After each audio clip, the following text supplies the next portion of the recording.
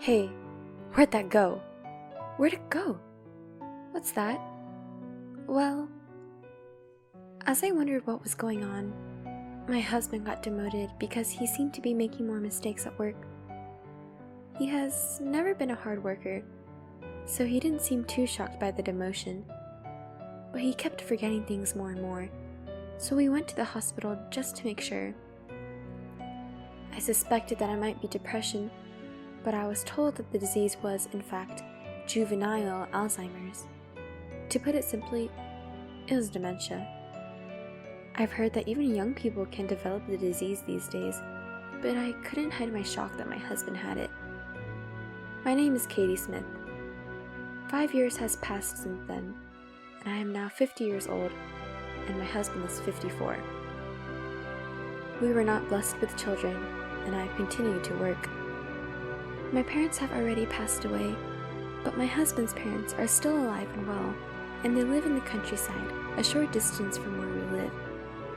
They're very warm people, and when my husband was diagnosed with Alzheimer's, they even suggested to take him in themselves and that I should get a divorce. But my husband, who originally hated living in that country, adamantly refused to do so. I didn't immediately decide to get a divorce because of my husband's illness either. We have been together for nearly 20 years as husband and wife by fate, not just by sickness and in health, though. I thought it would be wrong to say, yes, bye-bye, just because he became ill. Although my husband became more forgetful, it wasn't like he could no longer lead a normal life. Perhaps the medication he takes to control the progression of the disease is working. It isn't so bad because it's not like he's unable to do anything, and he's still able to recognize me. Although he sometimes doesn't respond to me, he's not much different from a normal person when he acts normally. However, when I asked him about certain things, he often says he doesn't know or doesn't remember. He made more mistakes at work and sometimes cried when he couldn't understand the paperwork. I'm thinking of quitting the company, so if I quit, would you support me? He said so, but I couldn't say no to my anxious husband, and in the end, he quit the company. He never goes out and spends most of his time at home, but I don't see any problematic behavior when he's inside the house. He often leaves things out and doesn't put them away, or comes home to find food all over the place. But it's not like he's bothering anyone else, so it's within the realm of acceptable behavior. So my husband has been home ever since he quit his job. I talked to the doctor about the possibility of having someone to take care of him while I'm away at work. But he said that I don't have to worry too much because he still has the ability to detect danger. The doctor said we would talk again when the disease progresses. For now, the doctor told me to tell my husband to lock the door when he goes out and not to go outside alone. I was still a little concerned if he would be okay with that, but he just kept saying, "It's okay to be alone." And sometimes he lost his temper if I insisted too much. "Shut up! I'm sick! Don't talk about unnecessary things. You're confusing my head more and more. Be considerate to me." I had to leave him alone because I couldn't handle him. 5 years before my husband's illness was discovered, at the age of 40, I was promoted to a section manager. My salary increased, so even if my husband left the company, we didn't suddenly find ourselves in a difficult situation. We didn't have children, so we had a good amount of savings, so there was no need to panic when the time came, and the savings were still untouched. I was really glad that I was working. I only hope that the life will continue to be as normal as possible. However, there's one thing that's been bothering me lately. Things often go missing. Many of the things that are missing are brand name bags that I used to cherish, shoes and clothes that I had just bought, and other things that are pretty expensive. I saved them up and bought them as a reward for myself. I looked for them, wondering if I put them somewhere unusual, but I couldn't find them. When I asked my husband about it, all he said was, "I don't know." I asked him, "Hey, do you remember taking it somewhere?" "No, I don't remember." My husband just repeats the same words. I wonder if his illness has progressed to the point where he doesn't even remember that he took them out of the house. When I come home from work and ask what he did today, he often says, "I can't remember." The doctor told me that sometimes the progression of the disease is slow and sometimes rapid, but I couldn't help but wonder if the progression was getting faster. If this were the case, I would be concerned about leaving him alone while I'm away. If he started to wander around, I wouldn't be able to take care of him by myself. I was so worried about how my husband was doing that I set up surveillance cameras in the house without telling him. What if he starts wandering around and bothering other people? I don't want him to do that. If that were to happen, I would have to deal with the situation accordingly. A week later, after my husband went to sleep, I fearfully checked the footage from the camera. But what I saw there was far beyond what I imagined, and I was astonished. I had no idea that this was happening. My husband was bringing a woman into our home. I haven't even had a proper conversation with my husband for the past 5 years. He only answered vaguely when I asked him anything, but in the video, he was talking normally without any barriers. It was hard to believe that he was suffering from dementia. Moreover, I was even more surprised when I saw the face of the woman who came in. It was the female doctor who had diagnosed my husband with dementia. The hospital we went to was the one that was in charge of medical checkups for my husband's company. Was this some kind of sick joke between my husband and the female doctor? Or is it a complete lie that he has dementia? Are you sure that she hasn't found out about it at all? Not at all. Dementia is a convenient disease. I don't have to work, and I could just say I don't remember it to anything inconvenient. What a bad man. You make your wife work while you relax at home and bring your mistress along. You started it, didn't you? When I said I was tired of working and wanted to quit, you said you had a good idea. I didn't think it would go so well. The woman was shown crossing her legs as she laughed with my husband. She's very cocky anyway. I don't know if she got promoted to section chief or whatever, but she's getting paid more and more than me. She's getting ahead of me. I'm sure she must have looked down on me. But thanks to her, we can spend time like this. Well, she's my ATM, so she's got to keep working hard. You said she was your housekeeper the other day. She's my housekeeper and ATM. I thought this is what it meant to have my mind go blank. The words coming out of the screen swirled in my head over and over. Oh, and Hannah, don't take things out of the house too much, because my wife noticed some stuff is missing. She said, "Why don't you just take them out of the house and pretend they're gone? It's a disease, so you can just say you forgot it." Well, that's true. No other disease is as convenient as this one. Now I won't have to work for the rest of my life. So, that's what this is. What was I, who has been trying to support him without questioning him? For 5 years, I've worked so hard and done so much housework without knowing what I was doing.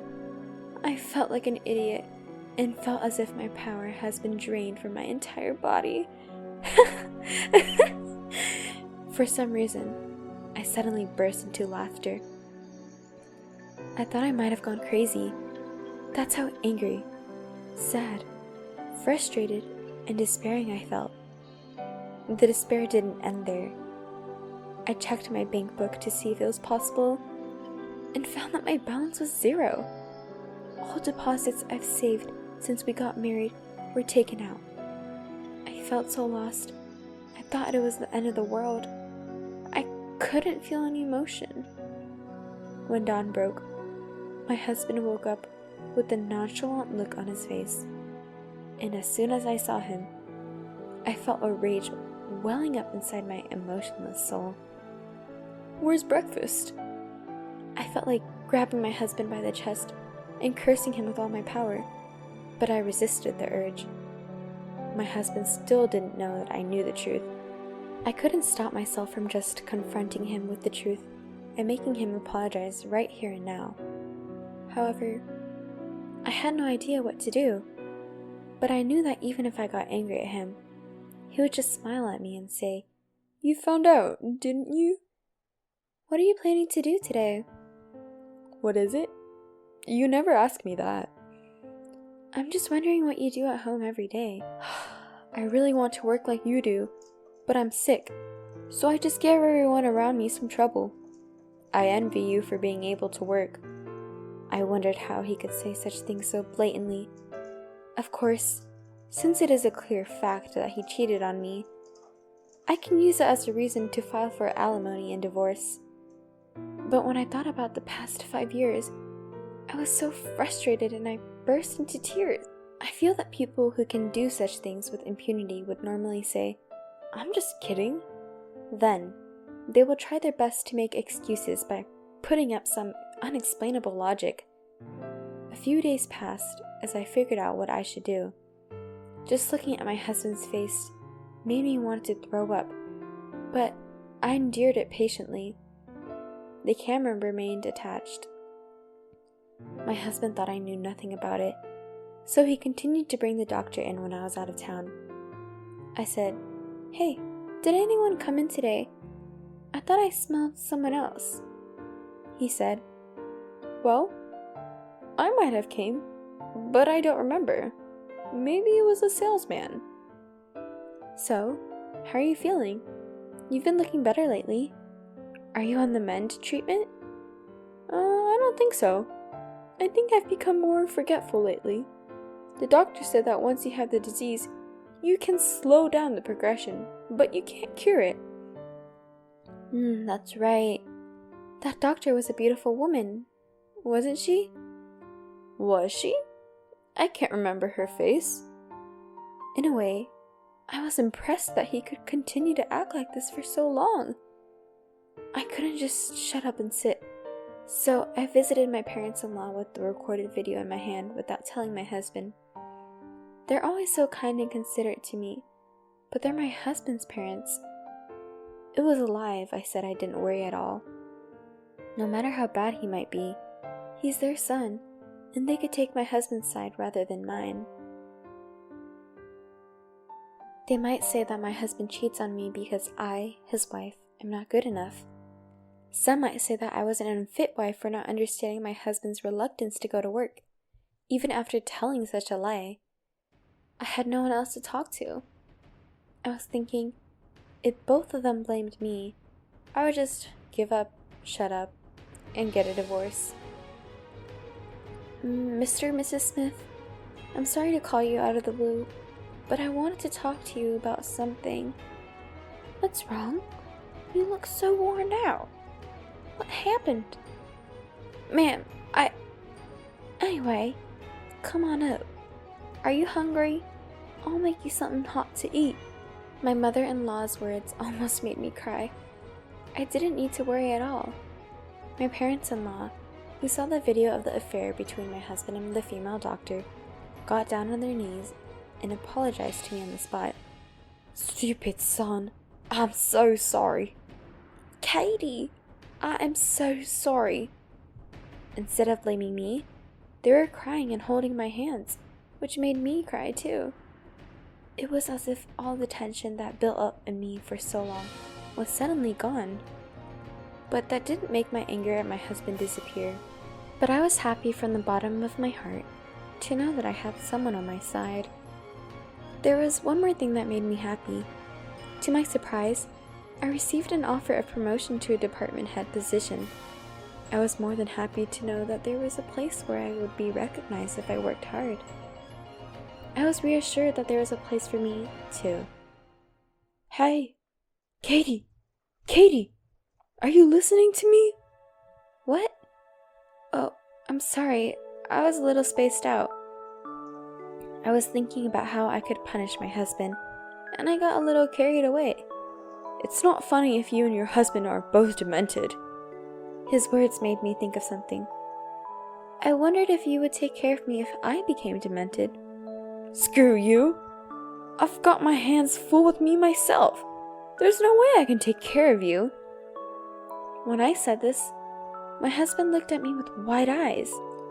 From then on, I've tried to say a little more of what he said before every day, to make it more real. Hey, what was I doing earlier? I've been making a lot of mistakes at work lately. I seem to be forgetting things. I forgot how to use the washing machine or how to cook rice. My husband began to get more and more nervous. I don't know if I can keep working, but I'm glad you're here. After about 2 months of this, one day when I came home from work, I found out that my husband left the house. He left behind the divorce papers he had already filled out. He even left a polite note. I don't want to cause you any more trouble, so I've decided to divorce you. Please don't look for me. Ken. I know he ran away because he thought I might have dementia. Besides, I know exactly where my husband left off. My husband rented an apartment so that he could continue his relationship with the female doctor. This was also revealed in the hidden video. I'm getting a divorce. It won't be funny if I have to take care of her. I have already moved my savings to another place, so I won't have to worry about living for a while, he said with a laugh. He politely told her where his apartment was. I knew where the doctor lived from the conversation, so I went to the neighborhood. The female doctor was married and lived in a house in the suburbs with her family. I immediately submitted the divorce paper and sent a bill for alimony and property division to her husband's newly rented apartment. Of course, I also sent the female doctor a bill for alimony by certified mail. It seemed like my husband received it, and he called me right away. He said, "What the hell?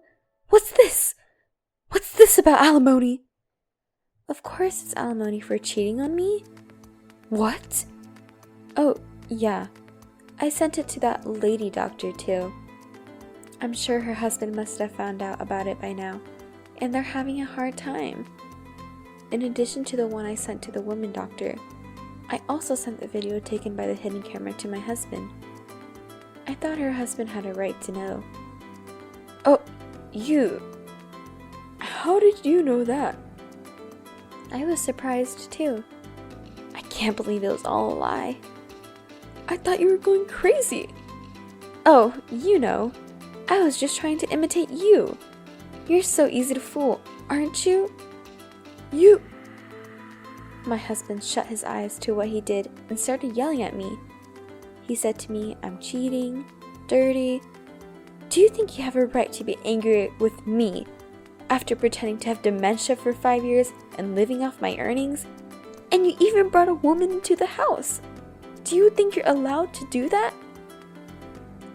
I guess my husband never even dreamed that I knew everything. Suddenly, he became slurred. But what do you mean by division of property? I don't have property. You have your savings. Oh, I've already spent it all, and there's not a penny left. I thought he has come this far and was still blabbing. I revealed that I planted a camera in our house. I also told him that I heard everything he had told the woman doctor there, and that I had all footage as evidence. I have solid proof. When I told him that his parents knew about this and were furious, he started yelling at me again, saying, "How dare you tell them about this?" He doesn't seem to understand that he has no right to yell at me now. Thank God he blabbed on, so I didn't have to hire an investigative firm and spend any extra money. When I said this, my husband became silent for a while, perhaps at a loss of words, and then hung up on the phone. The following month, I received another call. What's going on? What? I just went to the apartment, and they said it was already canceled. What apartment? The apartment we lived in, of course.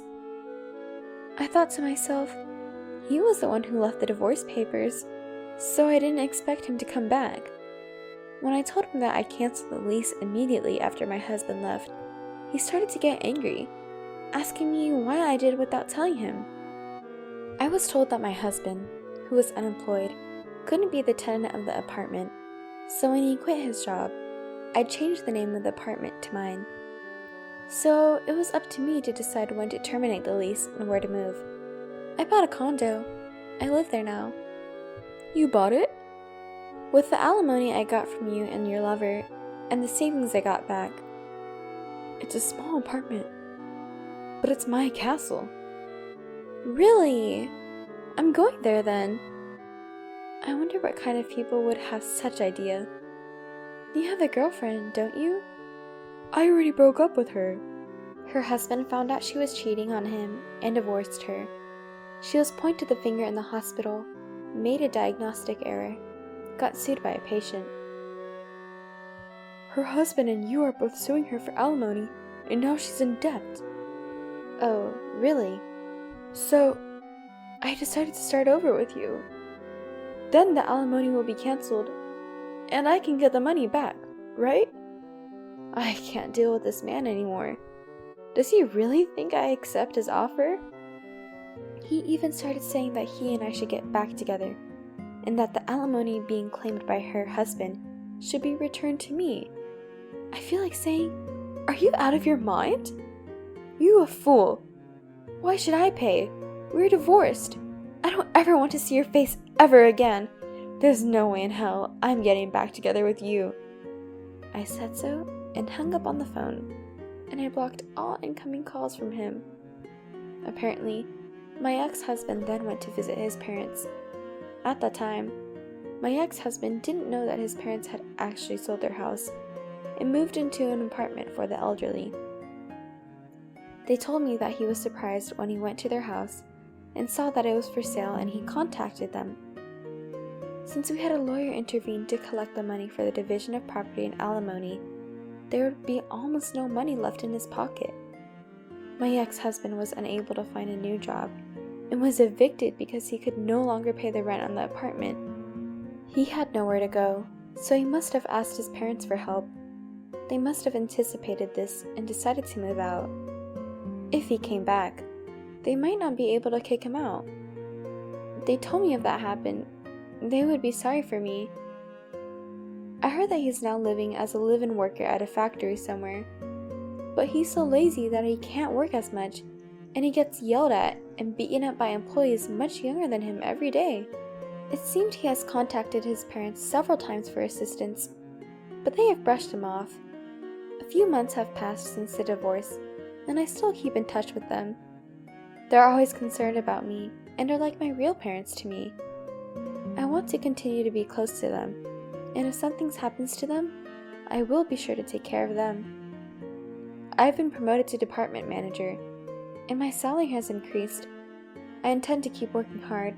I am very much enjoying my peaceful life alone now.